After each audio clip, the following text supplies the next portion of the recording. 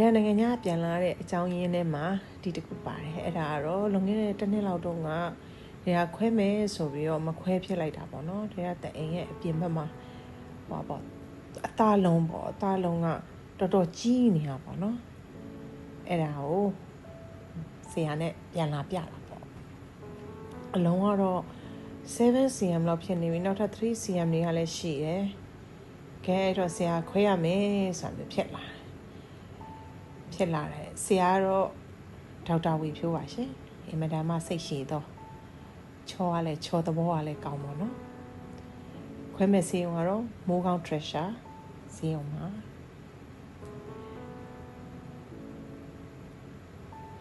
ခွဲမဲ့ဆိုတဲ့အခါကျတော့ဆရာရက်တွေသတ်မှတ်ပေးရပါတော့။24ရက်နေ့မှာခွဲမဲ့ဆေးတွေဆေးရတယ်။သွေးအားတော့အရန်နေနေတယ်။ ECG လည်းဆွဲရွှေလည်းရိုက်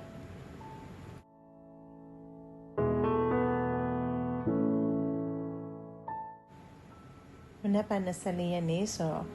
23ရက်နေ့နေ့လယ်လောက်ခင်းရဆေးရုံတက်ရပါတယ်သူတို့မနေ့ကခွဲမယ်ဆိုတဲ့အခါကျတော့ဒီလိုအပ်တဲ့ဟာတွေပေါ့ဆေးတွေပါတယ်ကြိုသွင်းတာတွေပါတယ်လောက်ရပါတယ်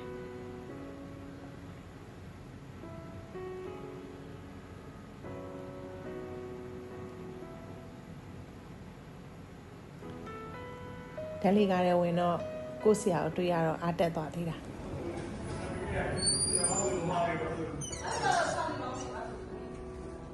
ဘာလို့ဒီကရောမှာတော့ကျမကတော့ကရောမှာဥမာသူစကနေဒီဘေးအတူတခါတော့တော့ချောင်းပေါ်ပြနေတယ်ဒီကရောမှာတရားအတွက်စီစဉ်ပေးထားတဲ့အခန်းလေးမှာဧည့်သည်လာရင်နေဖို့အတွက်တစ်ခန်းလူနာနေဖို့အတွက်တစ်ခန်းအဲ့လိုနှစ်ခန်းတွဲလေး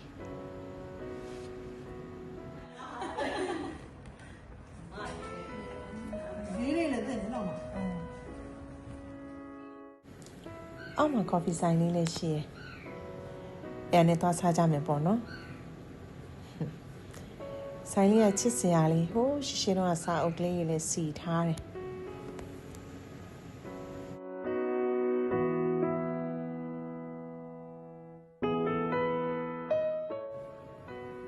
အပေါ်ရောက်တဲ့ခါကျတော့သွေးတိုင်းရတယ်။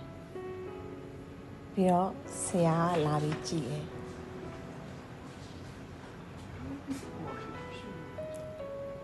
ဆရာပြောသွားတယ်သွေးတအားနင်းနေတယ်လူကလည်းဖြူပတ်ဖြူဖြစ်နေတယ်တဲ့အဲအားကြောင့်သွေးသွင်းရမယ်တဲ့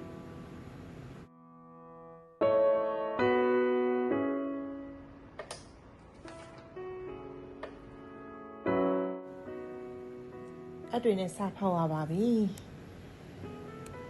သွေးလှူမဲ့သူနဲ့သွေးကို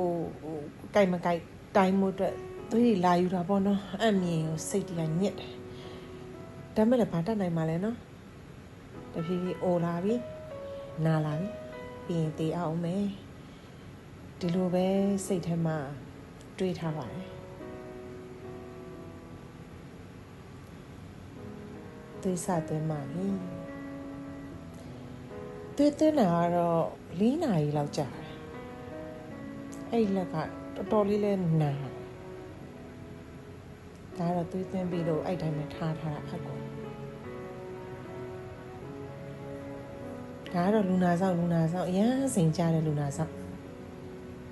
ဒါကတော့တကယ်ကိုအနားမှာအနိကပြုစုစောင့်ရှောက်တဲ့ best man တွေ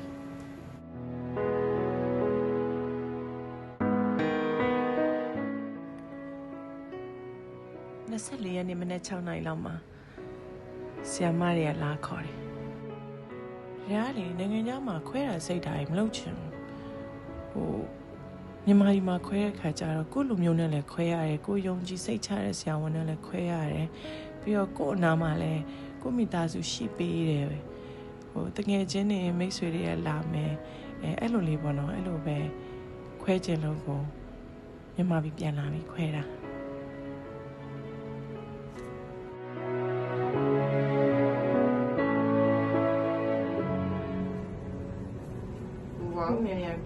မြန်နာပြီးရတယ်ခွဲခန်းတဲ့ဝင်ခန်းကြီးကြောက်လာဆိုတော့ကြောက်တာပေါ့နော် ဒါပေမဲ့ကြောက်နေရောလဲဘာတတ်နိုင်မှာလဲတရားရဲ့အလုံးကတအားကြီးနေတဲ့ခါကျတော့ဒီအလုံးကြီးကိုပဲဖယ်ရမယ်ဆိုလို့ရှိရင်လဲနောက်တစ်ခါဘိုက်ပြန်ဖွင့်ရမှာကိုကြောက်တယ်နောက်ထပ်အလုံးတွေကထပ်တွဲလာမှလားပေါ့နော်အဲအကြောင်းမလို့တရားကတော့ဆရာဒီတိန်နဲ့ပတ်သက်တာတွေအကုန်လုံးထုတ်ပြဖို့ပြောထားပါတယ်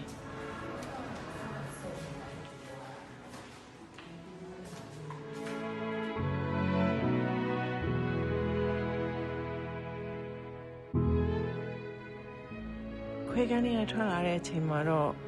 သတိမရသေးဘူးပေါ့နော်အနာကနေအနိကပြုစုဆောက်ရှောက်ပြီးရဲ့ဘာဆိုလဲကျေးဇူးများကြီးတင်ပါတယ်လို့ပြီးတော့ဒီတော့တဲ့လူလေးတွေဒီဘက်တော့ရှိတယ်ဝန်တော်တဲ့လူလေးပြီးတော့ဒီဘက်လေးမှဒီတိုင်းတိုင်းပြီးမှပြရဒီနေ့တော့လည်းခုနကကဲစီပဲပြောတယ်ကဲစီပဲထည့်ထားတယ်အဲ့အချိန်မှာတော့တတိတော့မရသေးဘူးတိတလို့မတိတလို့ဖြစ်နေရပါဘောနော်အခန်းထဲရောက်တော့လဲပက်လက်ကမအိတ်တက်တော့ဘေးကိုဘလို့ဆောင်းသွားလဲကိုလည်းမသိတော့ပါဘူးနာလားဆိုတော့အဲ့လိုမျိုးပေါ့နော်ရာသီလိုင်းကြိုက်တယ်လို့မျိုးလေးပေါ့အဲ့လိုမျိုးလေးနည်းနည်းကြိုက်တယ်ဒါပေမဲ့ဘိုက်ကဖောက်ထားတာရဲ့ဘာရောမနာဘူးတကယ်ကိုမနာတာပါဟုတ်ကဲ့ပါလေဒီစည်းပြန်နေပေမဲ့လည်းအိပ်ပါတယ်ပေါ့နော်အိမ်ကမာကြီးတို့မေတို့လာတာတော့မသိလိုက်ဘူးအဲ့လောက်ထီကိုအိပ်ပါတယ်တော်တော်လေးကိုအိပ်ပါတယ်နေ့လယ်ထီကိုအိပ်ပါတယ်အလုံးဝရပါမှကြည့်ရတော့မကြည့်ပါဘူးဘယ်လက်ကအကနာလို့ညာဘယ်လက်ကိုထိုးပေးတာလုံးမဆရာတောင်းပိုက်တယ်ဟုတ်နေ့လယ်လောက်ရောက်လာတဲ့ခါကျတော့လူက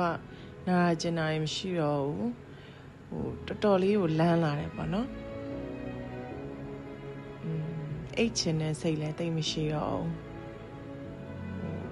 အစာတော့နည်းနည်းကပျော့အရည်လေးပါလေးပဲတောက်ရပဲပေါ့နော်ဒါပေမဲ့ဘယ်ကတော့ထုံးစံတိုင်းလက်မှာထိုးထားတဲ့အကိုပဲတစ်ချိန်လုံးကြည်ပြီးစိတ်ညစ်နေရပေါ့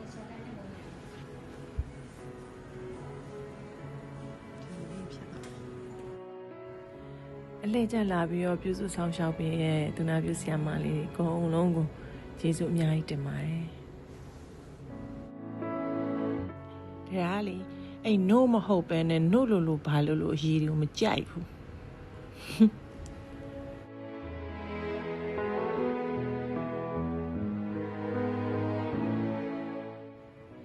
နောက်နေ့မှာဘိုက်မှာဖောက်ထားတဲ့အပေါက်လေးတွေကိုပလတ်စတာလာလဲပေးရပါတော့ပြီးရင်တော့ဆင်းဝင်ဆင်းလို့ရပြီလို့ပြောတယ်ရီကဘာဖြစ်တာတော့ရမ်းကုန်မြန်တယ်ကိုကတော့မစင်းကျင်သေးဘူးဆရာဝန်ကဆင်းတော့ဆိုတာကြီးပဲ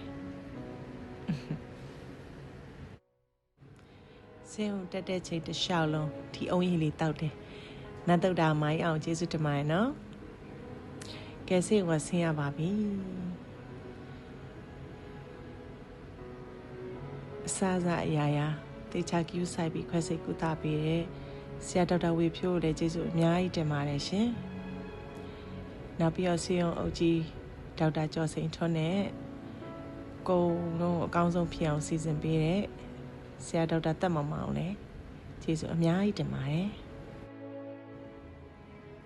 မိုးကောင်းဆေးရုံကိုလည်းရန်ကျေးဇူးတင်ပါတယ်ဆေးရုံမှာတာဝန်ကျနေတဲ့ဆရာတွေဆရာမတွေအကုန်လုံးကိုတူတယောက်ချင်းစီတိုင်းကိုကျေးဇူးတင်ပါတယ်ရှင်အိမ်ပြန်ရောက်ပါပြီမိုးတွေကလည်းတဖွဲရွာနေတာပေါ့နော်ပထမဆုံးအိမ်ကိုရောက်ချင်းမှာဘုရားကန်းထဲဝင်ပြီးတော့ဘုရားရှိခိုးပြပါတယ်မြတ်စွာဘုရားကိုဥထိတ်ထားပြီးကျေးဇူးရှင်မိဘနှစ်ပါးတည်ရတည်ကြော့ပါတယ်တရားအခန်းလေးထဲမှာတရားခဏနားမယ်နားပြီးရင်တော့တရားသားရှိရဲ့နေရာကိုတရားပြန်မအောင်မယ်အားလုံးကိုကျေးဇူးတင်ပါတယ်ရှင်